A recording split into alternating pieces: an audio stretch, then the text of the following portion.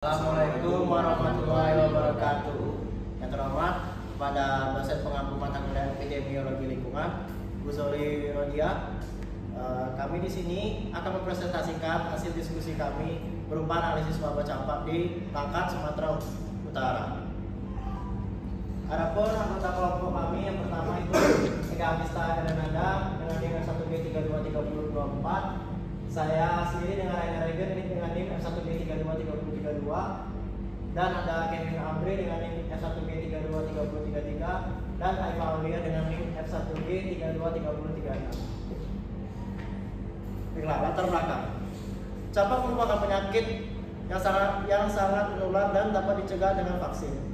Pada tanggal 14 Agustus 2015, wabah campak dilaporkan terjadi di Kabupaten Langkat, Provinsi Sumatera Utara, Indonesia.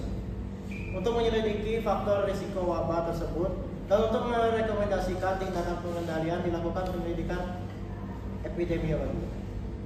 Baiklah, selanjutnya akan dipaparkan oleh presentator.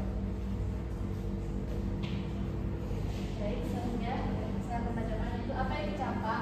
Campak disebabkan oleh virus campak adalah penyakit yang sangat menular dan serius, khususnya pada anak-anak. Penyakit ini ditularkan melalui droplet dari hidung, mulut, atau tenggorokan orang yang terinfeksi dengan masa inkubasi sekitar 10 sampai dengan 14 hari, kisaran 7 sampai 23 hari. Gejala yang timbul adalah demam, malaise, batuk, koliza, dan konjungtivitis, diikuti oleh ruam makulopapular. Ruam berkembang dari wajah dan leher hingga bagian atas dan secara bertahap menyebar ke bawah. Campak parah dan komplikasi kemungkinan terjadi pada anak kecil dengan gangguan defisiensi imun, malnutrisi, dan defisiensi vitamin A.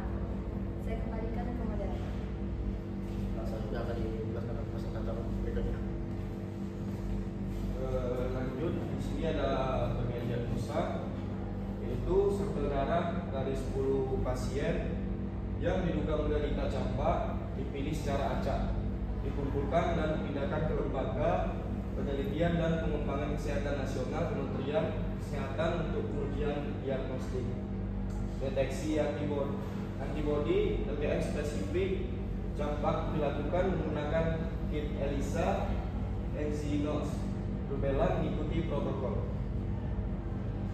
Selanjutnya adapun strategi pengendalian dan pencegahan. Yang pertama itu ada kampanye informasi, edukasi, dan komunikasi.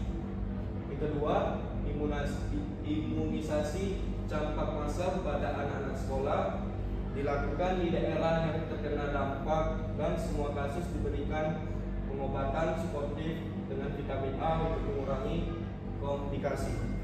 Yang ketiga ada pusat kesehatan masyarakat dan otoritas untuk melakukan sistem pengawasan dan pemberitahuan campak yang ketat dan daerah yang terkena dampak. Saya kembalikan kepada moderator.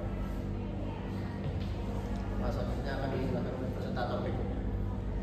Adapun pihak terkait, yang pertama itu Kementerian Kesehatan Republik Indonesia, yang kedua itu Dinas Kesehatan Kabupaten dan Dinas Kesehatan Provinsi, yang ketiga itu Lembaga Penelitian dan Pengembangan Kesehatan Nasional, dan yang terakhir itu masyarakat, anak-anak, dan orang tua.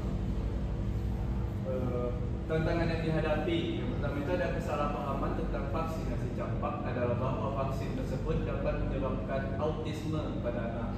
Yang kedua itu ada penolakan vaksinasi karena pandangan bahwa vaksin tersebut mengandung gelatin babi yang dilarang dalam agama. Yang ketiga ada orang tua di Indonesia menunjukkan keraguan terhadap vaksinasi dalam hal masalah keamanan dan kemajuan.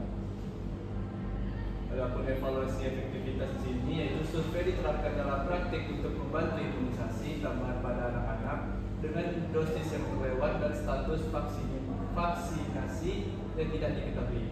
Tingkat penerimaan vaksin lebih tinggi ketika ditawarkan di lembaga pendidikan. Saya kembalikan pada moderator. Baiklah. Adapun kesimpulan dari presentasi hari ini yaitu imunisasi campak massal kepada anak-anak sekolah telah dilakukan dan sistem pengawasan dan pemberitahuan campak yang ketat direkomendasikan untuk mengendalikan penularan di masa mendatang.